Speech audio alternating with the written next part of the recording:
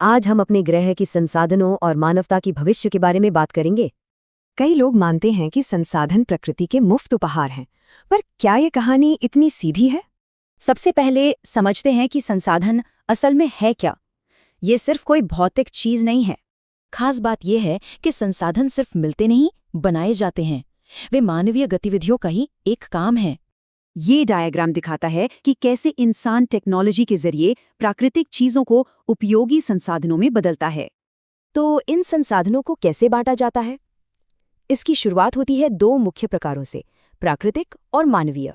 प्राकृतिक संसाधन या तो नवीकरणीय हो सकते हैं, जैसे हवा, या फिर अनवीकरणीय, जैसे जीवाश्म ईंधन।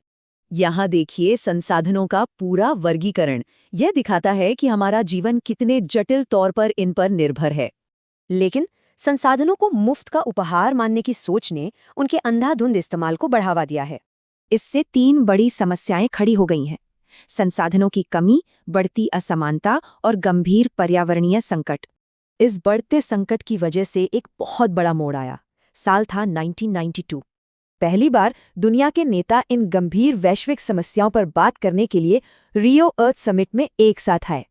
इस समिट का नतीजा था एजेंडा 21, जो 21वीं सदी में सतत विकास हासिल करने का एक खाका था। यहीं से सतत विकास का महत्वपूर्ण विचार सामने आया, मतलब ऐसा विकास जो भविष्य की पीढ़ियों का भी ख्याल रखे। और इसे हासिल करने की रणनीति है संसाधन योजना, एक ऐसी प्रक्रिया जिससे संसाधनों का सही इस्तेमाल सुनिश्चित हो। तो ये हमें एक जरूरी सवाल पर लाके छोड़ देता है। भविष्य की योजना बनाने की शुरुआत यहीं से होती है।